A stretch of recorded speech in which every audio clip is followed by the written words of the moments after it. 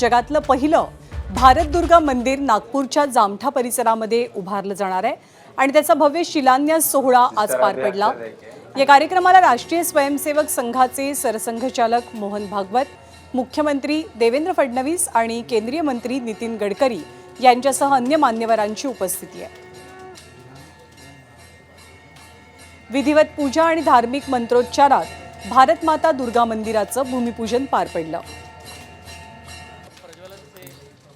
इस धर्म सभा की शुरुआत हो रही है।